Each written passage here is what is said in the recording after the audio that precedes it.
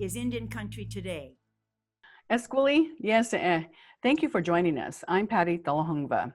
The U.S. government is seeking to take away mineral rights from a tribe in North Dakota. The Mandan, Hidatsa, and Arikara Nation, also known as the three affiliated tribes, say they plan on filing a federal lawsuit to protect their ownership of the minerals beneath the Missouri riverbed. That river runs through the Fort Berthold Reservation. Chairman Mark Fox says he was shocked when he received this news during the pandemic when they were, quote, struggling so hard anyway. In late May, Daniel Giorgiani, the solicitor for the Department of Interior, issued an opinion insisting the state is the owner of the riverbed and not the tribes. Yet Giorgiani's opinion goes against three previous memos that confirmed the tribe's ownership of the Missouri River. Memos date back as far back as 1936, and the most recent was issued in 2017. That memo contained 16 pages of information on history, culture, and treaties, but was suspended for, quote, a lack of adequate background. Giorgiani's opinion only included 2 pages of history. One Canadian province is sharing their progress when it comes to addressing the issue of missing and murdered Indigenous women and girls. It's been a year since Canada launched a national inquiry into the issue with a report called Reclaiming Power and Place. It was released alongside a report specific to Quebec to give special attention to the violence against women and girls in that province. Quebec has made significant efforts in training employees to combat stereotypes, create a culturally safe environment, and to ensure the sustainability of Indigenous police services. The province is taking extra precautions to make sure women and children are safe during the pandemic by increasing security in shelter facilities and funding family support services. The government of Quebec set aside $200 million in the current budget to enhance the safety of women and children over the next 5 years. It's an all-hands-on-deck approach by the Indian Health Service to address the potential surge in hospitalized and critically ill COVID-19 patients. IHS announced Tuesday that it will be sending out a critical care response team to educate staff and provide the latest information on treating COVID-19 patients. This mobilized team will be on call and able to deploy to wherever they are needed across Indian country. The team is funded for 12 months. Fire Creek Services Company, a Native-owned small business, will provide the care. And now for the latest numbers of COVID-19 in Indian country, let's go to Jordan Bennett-Bigay, our Washington editor. Jordan? Yate Patty, Yate Shikisto Shidine. We have updates of COVID-19 cases and deaths from 4 tribes. And here are the latest numbers from our database. There are 8,186 positive confirmed cases and 324 deaths in the Indian health system. Again, that is a total of 8,186 positive confirmed cases and 324 deaths as of this morning. The Osage Nation, Oklahoma, reported 6 new cases. These new cases are tribal employees. One of the 6 individuals attended a funeral and the tribe's outdoor election event. The tribe is working now with the state health department to conduct contact tracing, and the tribe now has a total of 13 positive confirmed cases. The Mississippi Band of Choctaw Indians in Mississippi saw a rise in 14 cases and 2 additional deaths. This brings the total to 679 cases for the tribe and 35 deaths in total. The White Mountain Apache tribe in Arizona reported 35 more cases and 1 additional death. This gives the tribe a total of 837 cases and 9 deaths. And the Navajo Nation that spans across Arizona and parts of New Mexico and Utah announced 128 new cases and 7 deaths. Tribal officials say they have a total of 5,661 cases and 259 deaths. The Navajo Nation President Jonathan Nez announced at a virtual town hall that they will be pausing the 57-hour weekend lockdown starting this weekend. But he says this doesn't mean we let our guards down because the virus is still within the communities there. The 7-day nightly curfew will still continue for the tribe, and they also encourage to keep doing the preventative measures too, such as washing hands and social distancing and wearing face masks. All right, so for the first weekend in a long time, Navajo Nation will not be on lockdown. Jordan Bennett-Bigay, thank you so much. Thank you, Patty. And we'll be right back.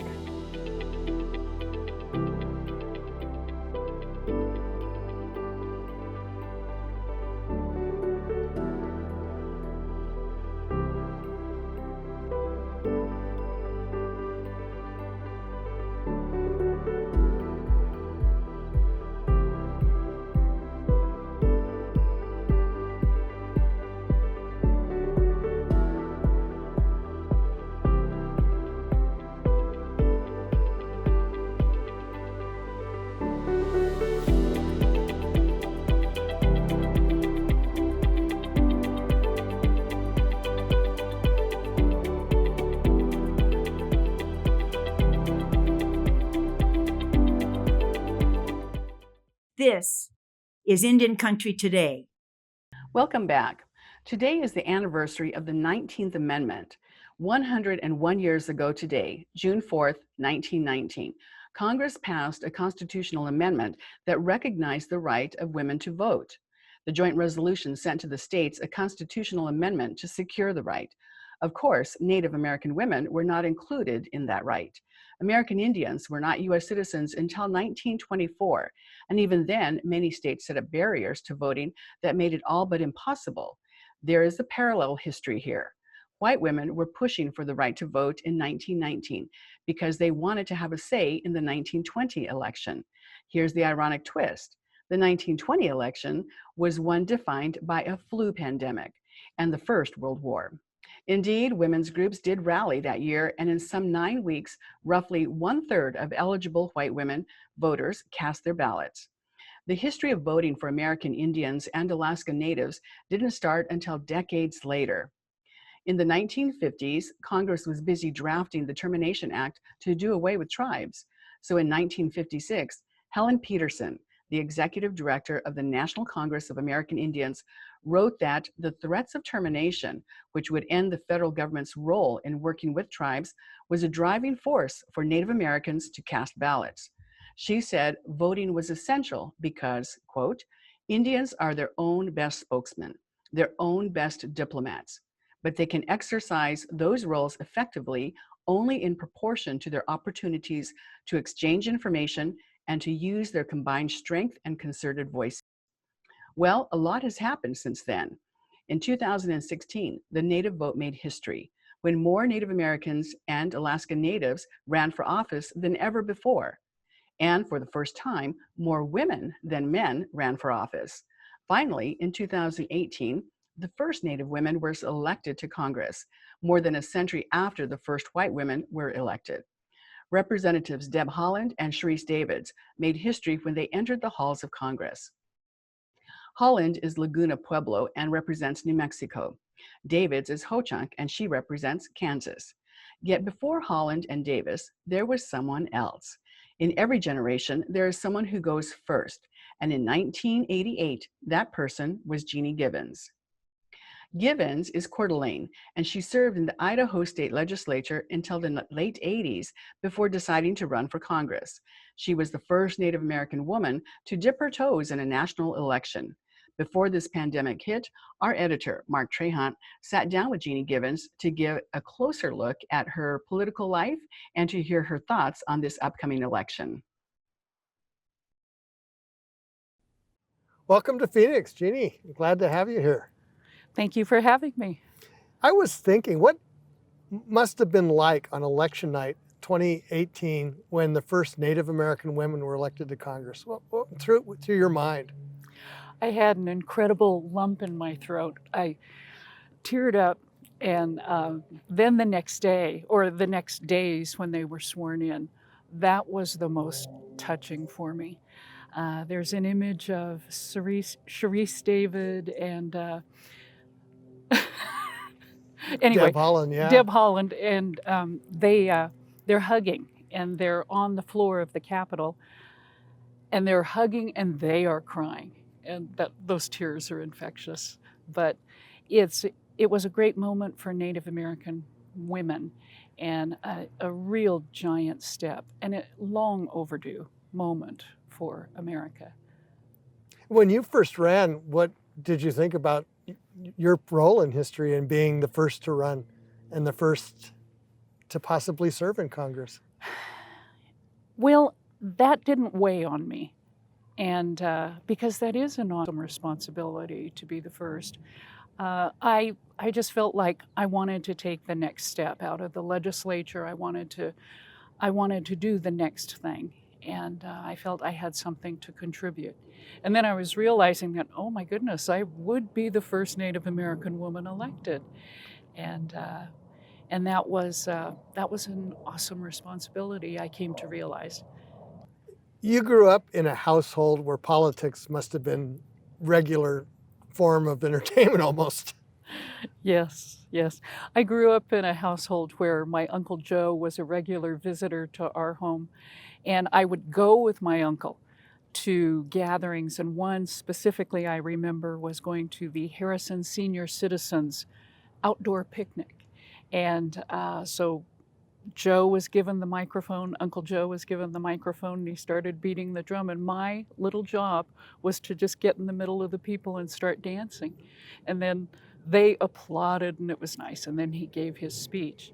So afterwards, he gave me a stack of flyers, brochures to hand out. So I was raised in the environment of pushing ideas on people. And yes, politics comes naturally when you're raised that way. And Joe Gary served both in the Idaho House of Representatives and the Idaho Senate, and was a candidate for the United States Senate Yes. while being president of the National Congress of American Indians. While being chairman of the Coeur d'Alene tribe for 20 years. And he was an amazing person, but the times, I believe those times in the 50s and the 60s required a person to be so multifaceted. And with the threat of termination, he kicked it into gear. He wasn't going to sit back. There was war to be waged. So he got very involved. In a way, it's not a surprise that Idaho is where this first played out, because for such a small state in terms of Native population, there's been a lot of participation in politics. Mm-hmm. We're very lucky. We're very lucky. And I was in a district that was not just the reservation. It was all the small towns of North Idaho. So the Coeur d'Alene Reservation was maybe 1/8 of the district. And so that was a good thing for me. I hope it was a good thing for the Idaho voters to be introduced to a person who was different, who was came with a different set of values, a different history, but same appreciation of Idaho. We're here at Papago Park, so every once in a while we'll hear things, but we just keep going. What was it like serving in the Idaho legislature? Well, there were so many interesting people. I was elected as a Democrat, and the House of Representatives was 3/4 Republican. It was so tilted Republican. But I learned that I could get along with all different kinds of people. There were tough Republicans, and but I learned that I could take it, but I could dish it back to them too. And I think a lot is settled with a sense of humor. And if you can get into a good conversation with someone and have a funny story to share, to exchange, it builds the relationship. You've spent a lot of time in your career on civil rights issues. How do you think that's unfolded as you look back in time? I think that North Idaho at the time, those were critical times. The Aryan nations had set down their flag in North Idaho, and they were present. They were present in public gatherings. They would be present in the 4th of July parade. I mean, they were taunting. They were taunting the public, and the public had just become complacent and quiet. And people decided that we need to organize, and we need to decide what we're going to stand up for. And I think that was a challenge for the community, and to be part of that and to develop community conversations about difference and why it's not so scary. It's good to learn about people who have a different religion and a different race and a different culture. And I think that what we did as supporters of human rights, we advanced the thinking in North Idaho. And we think statewide, the state grew. It was worthwhile. I'd do it again. Well, in so many ways, North Idaho actually kind of exercised that whole strain of thought in a way that I just think that today we have these same conversations coming back, and there are lessons from Idaho that would seem relevant. I think the best message for fighting racism is to immediately stand up and to speak out. And I think at that point you need to have every person in elective office go on record about how they feel about human rights, civil rights, people who are different, and let's get that conversation going. So it's a very good thing. Across the country, more Native American, well, this last election, more Native American women than men ran for office. The growth of candidates, how's that? I think it's exciting. I think it's very exciting. And I'm just so delighted to see so many people running, not just for Congress, but starting out running in the legislature, running for county commission, running for statewide office. That is very exciting. What it does is it builds the information baseline that many people have done it before. They can share their knowledge with the newcomers, and we need to have a place at the table, whether it's in the state, whether it's in a city, whether it's in Congress. What do you remember about the legislature in terms of actually those kind of hostile moments? Well, I was the sponsor to make Martin Luther King Day a state holiday. Only Mississippi and Idaho were the last states holding out and not making it a holiday and recognizing the contributions of Dr. King. I felt very, very strongly about it. And I remember one Republican House member who walked up to me, big guy from Twin Falls, and he said, "Tell me you're not going to introduce that bill again this year." And I said, "What's your problem? Just vote no if you don't want it." He said, "No, I've just got all this explaining to do, and it's all this touchy-feely stuff. I don't want you to do this." And I said, "For you. You want me to not introduce this bill for you." I said, "I'm going to introduce it. Just do what you're going to do." Couldn't have him pass it secretly to avoid it, huh? No. Oh. What other fights do you remember from the legislature? I had an interesting bill was coming out of the House, and the bill was to have public schools teach creationism, and creationism would be the more biblical story of creation rather than the scientific one that is in the science books. So I thought, well, I'm not supportive of that because I didn't believe in I do believe in the separation of church and state. So what I did was I put on my beaded outfit the day the bill came through, and I said, all right, I will vote for this bill on one condition. I want the creation story of the Coeur d'Alene tribe. I want the creation story of the Kootenays, the Nez Perce, the Shoshone-Paiutes, and the Shoshone-Bannock. And I will tell you my tribe's creation story. So I told them the story about the Great Flood and the little beavers and the otter that dug down and got the sand and created an island, and they were shocked. They were just shocked. So I think I helped defeat the bill.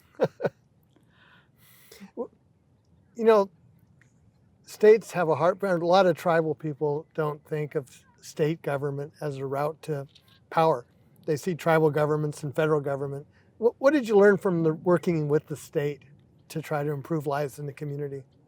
Well, I understood and learned very quickly how important appropriations are to schools and for roads and for health care. We have the health districts in Idaho, and they're very, very important. So there's a direct benefit that you see very quickly from your appropriations. And then when you pass the laws, that next June is the enactment time. You see whether or not you've raised or lowered the drinking age. You make decisions that really impact people. And with that, you carry that to a federal race. And certainly the laws are very important at the federal level. They mean something. It's just not Congress not doing anything. They enact laws that cause you to either pay more taxes or less taxes, or you have more freedoms or less freedoms. So you just carry those ideas with you. You learn a lot. That's a good place to start at the state level. One of the changes, I think, across the West is that in many communities, particularly rural Western states, tribes are now large employers. Yes. How's that changed things? Well, in North Idaho, the Coeur d'Alene tribe is now the largest employer in North Idaho. And that just shook up the good old boy club. And now people come down to Plummer, the tribal headquarters, to talk and meet. And the tribe is not expected to run up to Coeur d'Alene every other day to be involved. One element of our tribe is that we give back a lot of money to the community and to needy groups all over. So we have a situation now where many of the people and the entities need money and they come to the tribe and ask. So we have a really good giving program. Part of the gaming agreement is that 10% shall be used for education, but it's the education of our choice. Jeannie Givens, the first Native woman to ever run for Congress and to help change the landscape that is today. Thank you very much. You're welcome. My pleasure. Mark Trahant joins us now. Mark, Jeannie Givens is quite a story. What's the arc of the overall story? Thank you, and thank you for having me, Patty. I'm glad to be here. You know, it's really interesting. About the same time that Jeannie Givens was running for Congress, Carol Juneau was running for the state legislature in Montana. And one of the reasons she said she wanted to run was she's a member of Mandan Hidatsa Arikara tribes, also in the news today. And she couldn't get involved with local politics because she was living on the Blackfeet Reservation and not a member of that tribe. So she ran for state office and won, and immediately started to look for ways to bring more people into the process. And today we see Montana as having a higher percentage of representation than the state population. And I think that really shows the power of what's possible when women get involved. We really have seen since Jeannie Givens, a number of women run for Congress, and every time they got a little closer, they got a little closer. Of course, Carol Juneau's daughter, Denise Juneau, was one of the most recent to run for Congress in Montana. Now we're at the point where in this current election cycle, we have a candidate for the first time for the United States Senate, Paulette Jordan. We have other possibilities of women. It's very likely that in the next Congress, there could be more than 2 women in Congress. In state legislatures, I think it's really significant that Native women are in state legislatures at a higher percentage than the general population. So the general population is just about 30% of women in state legislatures. And for Native Americans, it's about 40%. So you can really see how Native American women have taken the idea of leadership in elective office, executed it, and figured out a way to make it work. That's very true in Arizona because there were several Native American women who served in the House of Representatives in Arizona. When they termed out, then they ran for the Senate and they won. And they have a caucus and they're able to do things in that caucus. And it's not just being in the legislature, but being in a position where they can make decisions and impact. And you see that all the time. I mean, one of the most significant stories that I still think needs to be told is how many of the Native women, in this last cycle especially, the very first thing they did was work on missing and murdered Indigenous women issues. You see it with Representative Ruth Buffalo in North Dakota. You saw it in the Arizona legislature, in many forms across the country. It's just been a really stunning success story.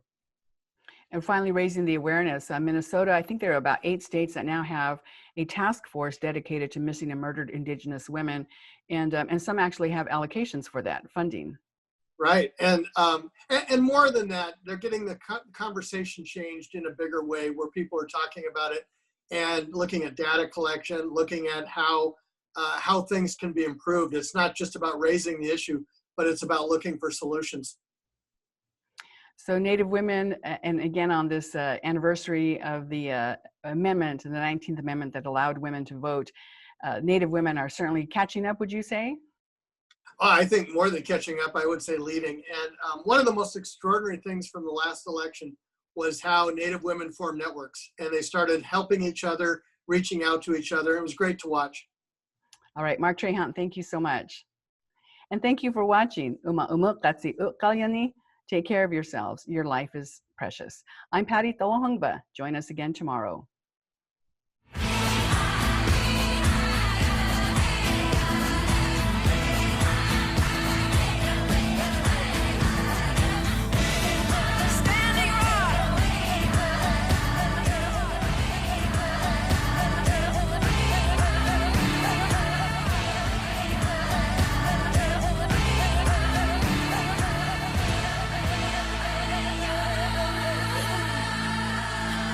This is Indian Country Today.